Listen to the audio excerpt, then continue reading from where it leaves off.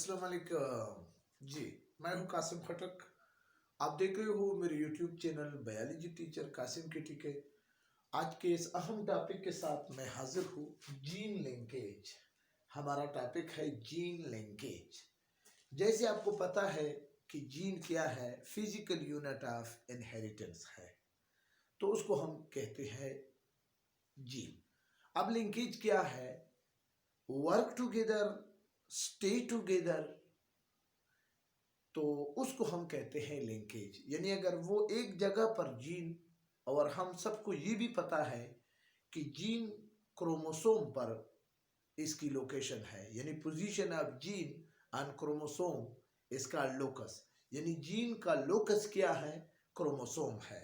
तो जी मैं आपको अभी डायग्राम में ये मिसाल के तौर पर हमारे साथ एक क्रोमोसोम है।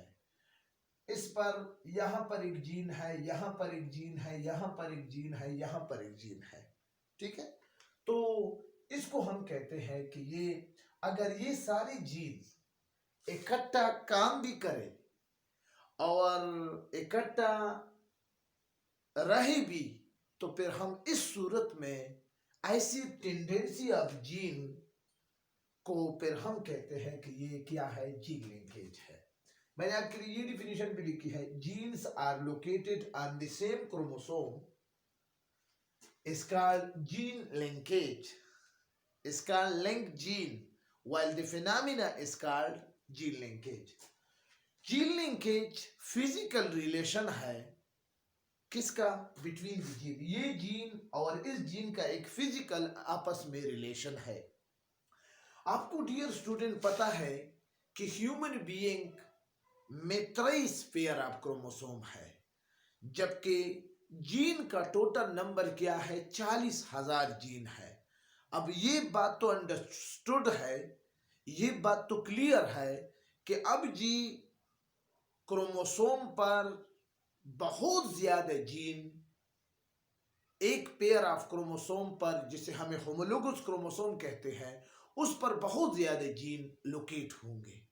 अब जब इतने ज्यादा जीन लोकेट हो, तो फिर हम ऐसे लोकेशन ऑफ जीन को जिसमें बहुत ज्यादा जीन क्रोमोसोम पर लोकेट हो एक ही जगह पर, और वो एक दूसरे के साथ ये जीन लिंक भी हो, तो फिर हम ऐसी जीन को कहते हैं जीन लिंकेज। ये बात याद रखें कि लिंकेज ग्रुप, अब लिंकेज ग्रुप क्या है? मिसाल के तौर पर इस क्रोमोसोम में कोई भी क्रोमोसोम नंबर है, इस होमोलोगस क्रोमोसोम में ये जीन, ये क्रोमोसोम नंबर 11 है मिसाल के तौर पर, तो इस क्रोमोसोम में ये सारी जीन, इसका जी इस इन्होंने क्या बनाया है? ग्रुप बनाया है। All the link gene together form A group, जिसको हम कहते हैं लिंकेज ग्रुप। आपको ये पता होनी चाहिए कि जितने किसी भी ऑर्गेनिज्म में पेयर ऑफ क्रोमोसोम होंगे, उतने उस ऑर्गेनिज्म में क्या होंगे? लिंकेज ग्रुप होंगे।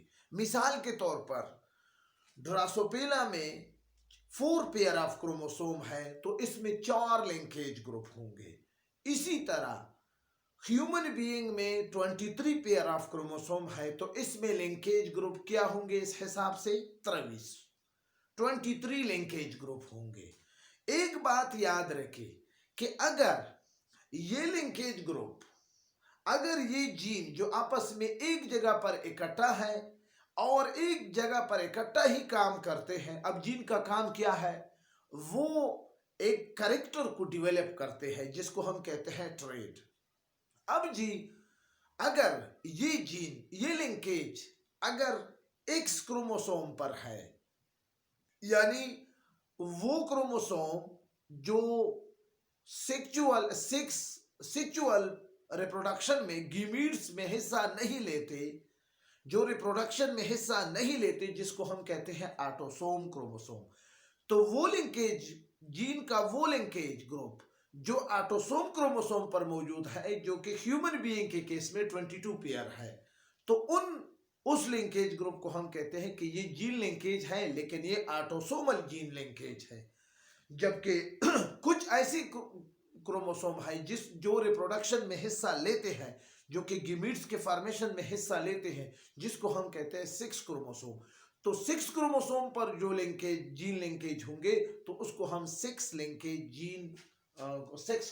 जीन लिंकेज 6 क्रोमोसोम कहते हैं जी। अब टाइप है, ये बात भी मैं आपको बताऊं कि भाई जितने ज्यादा किसी मिसाल के तौर पर इस क्रोमोसोम में जीन ज्यादा है, ठीक है, इस होमोलोगस पेयर इसमें 4 जीन है, इसमें मिसाल के तौर पर 5 जीन है, तो साइज ऑफ क्रोमोसोम पर करस्पॉन्डिंग होमोलोगस क्रोमोसोम जिसमें जीन ज्यादा है वो उसकी साइज क्या होगी, ज्यादा होगी, ठीक है ना। अब जी there are 2 type of gene linkage.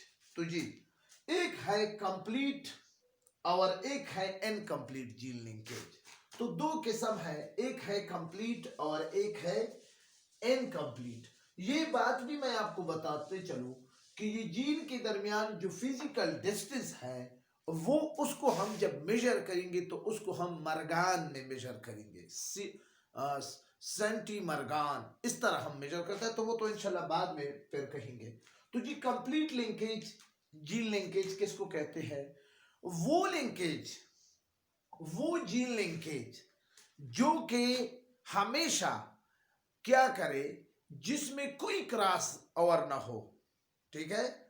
और ऐसी लिंकेज जीन लिंकेज जो कि क्या करे, जो F1 जनरेशन के बाद यानी उसमें कोई रिकम्बिनेटेड यानी नॉन पेरेंटल कोई चीज न बने, ठीक है ना, या बाल्फाजी दीगर उसमें क्रॉसिंग ओवर ना हो, तो फिर हम उसको कहते हैं कि ये क्या है, ये कंप्लीट लिंकेज जीन लिंकेज है। मिसाल के तौर पर इस मिसाल से कि एक ड्रासोपेला मेलेनोगास्टर एक फ्रूट फ्लाई है जिसका बॉडी का कलर है ग्रे और उसकी जो विंग है वो क्या है, विस्टिजल। विस्टिजल का मतलब है शार्ट, यानी ग्रे शार्ट विस्टिजल क्रॉस करते हैं किसी दूसरे से जिसका बॉडी कलर है ब्लैक और विंग क्या है, लॉन्ग है। अब जी F1 में हमारे साथ क्या आ गया, ग्रे लॉन्ग आ गया, तो इसका ये मतलब हो गया कि grey colour is dominant over black, vestigial यानी short wing of Drosophila melanogaster is dominant over long. अब जी ये क्या है, यहां पर विस्टिजल रिसेसिव है, यहां पर ब्लैक रिसेसिव है।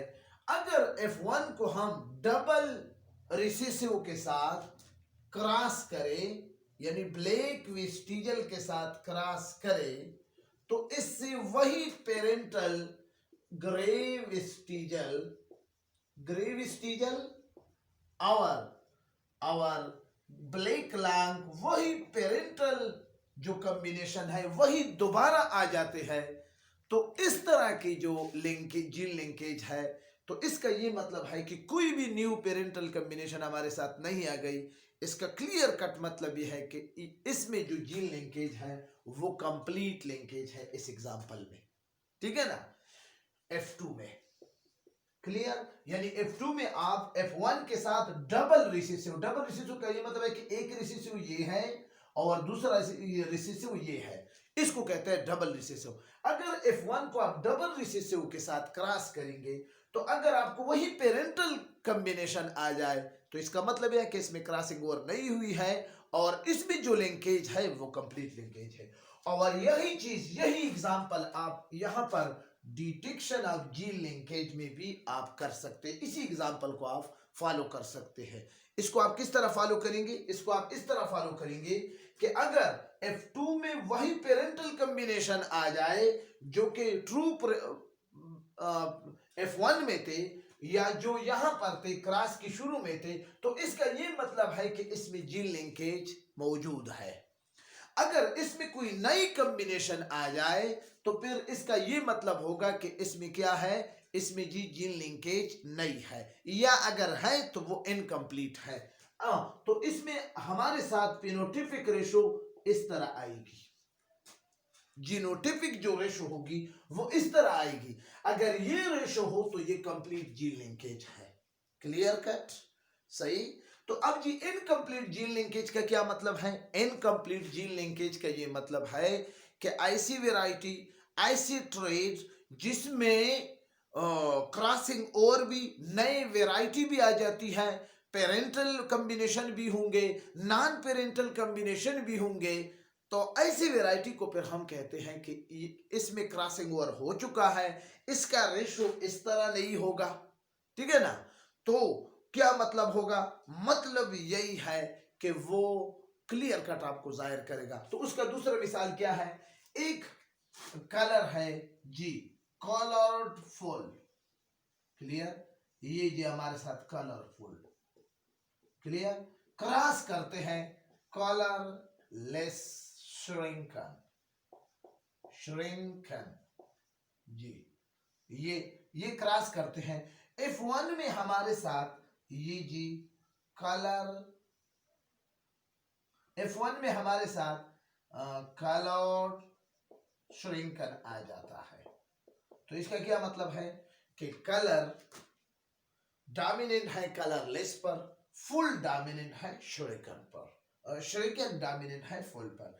अगर इसको हम फिर F1 को हम फिर डबल रिसेसिव के साथ क्रॉस करते हैं तो इससे हमारे साथ नए कॉम्बिनेशन आ जाते हैं, नए कॉम्बिनेशन आते हैं। आप डियर स्टूडेंट, आप किताब में जब देखेंगे तो आपको क्लियर कट पता चलेगा।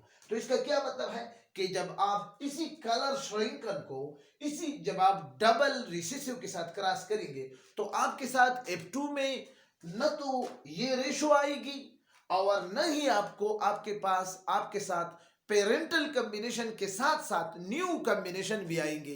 तो इसका क्लियर कट मतलब ये होगा कि भाई क्या है, इसमें क्रॉसिंग हो चुका है, इसमें कोई जीन लिंकेज नहीं है, इसलिए हर जीन सेपरेटली यानी इंडिपेंडेंट असॉर्टमेंट कर रहा है।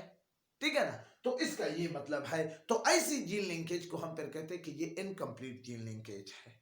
क्लियर? आई थिंक यही तक है। डिटेक्शन ऑफ जीन लिंकेज तो हम ऑलरेडी इस एग्जांपल में कर चुके हैं। डिसऑर्डर या डिसएडवांटेज ऑफ जीन लिंकेज। जी, एक बात आप याद रखें कि जीन लिंकेज का डिसऑर्डर यही होगा कि जब जीन लिंकेज होगा तो फिर जेनेटिक वेरिएशन नहीं आएगी, और जब जेनेटिक वेरिएशन नहीं आते तो फिर एवोल्यूशन आने का कोई चांस ही नहीं होगा। यानी फिर आसान अल्फाज में यही है कि फिर डाइवर्सिटी नहीं होगी। अब जब हम एक क्लास के अंदर, आप देखो मेरे क्लास के अंदर 30 स्टूडेंट मेरे सामने बैठे हैं, हर एक में डाइवर्सिटी है, तो इसका ये मतलब है कि इसमें जेनेटिक वेरिएशन है। वेरिएशन को मैं पहले भी कि पेरेंट और ऑफस्प्रिंग के दरमियान जो डिफरेंस है उसको हम कहते हैं जेनेटिक वेरिएशन। इसी जेनेटिक वेरिएशन ये एवोल्यूशन का सबब बनता है।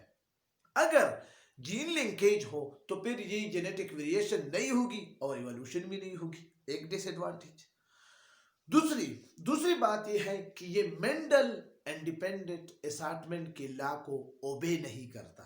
मैं समझता हूं पहली लेक्चर में भी मैंने मेंडलिज्म में भी एक बात कही थी कि मेंडल खुशकिस्मत था कि उसने जिस प्लांट पे काम किया यानी पीसियम सिटावियम पे, उसमें 4 पेयर ऑफ होमोलोगस क्रोमोसोम थे, उसमें कोई जीन लिंकेज नहीं था। अगर उसमें जीन लिंकेज होता तो फिर इंडिपेंडेंट मेंडल का जो लॉ ऑफ इंडिपेंडेंट असॉर्टमेंट उसने बयान किया है, उसने स्टेटमेंट किया है, तो वो उसको पेश नहीं कर सकते। इसलिए वो खुशकिस्मत था कि जिस प्लान को उसने सेलेक्ट किया उसमें जीन लिंकेज नहीं था, इसलिए उसने जीन लिंकेज के बारे में कुछ नहीं कहा। ठीक है ना? तो वो चूंकि जीन के बारे में वो फिक्टर कहते थे और फिर जॉनसन ने 1901 में आकर इसको जीन का नाम दिया। तो आई थिंक जीन लिंकेज ये क्या है, ये हमारे साथ एक खूबसूरत टॉपिक था। मैं समझता हूँ कि आपका ये कंसेप्ट क्लियर होगा। इतना ही आपके लिए है। फिर इसके बाद जीन लिंकेज पर एक इनहेरिटेंस थ्योरी भी है कि जिसके मुताबिक क्या है कि क्रोमोसोमल थ्योरी ऑफ इनहेरिटेंस है। ठीक है ना। ये बिल्कुल क्रोमोसोमल थ्योरी ऑफ इनहेरिटेंस के मुताबिक है, और उस थ्योरी में ये भी कहा गया है कि ये लिंकेज ऑफ जीन क्या है, ये लीनियर है, ठीक है ना। और इसके अलावा ये क्या है, क्लोजली ये सिचुएटेड है, ये वो क्रोमोसोम जिसमें जीन लिंकेज होंगे तो वो उसमें जो जीन है वो क्लोजली और सिचुएटेड होंगे, तो इस वजह से ये जीन लिंकेज। तो आखिर में फिर मैं इसका डिफिनीशन करूँगा कि the tendency of gene on the same chromosome is remain together and work together is called gene linkage. इसी के साथ इजाज़त चाहता हूँ।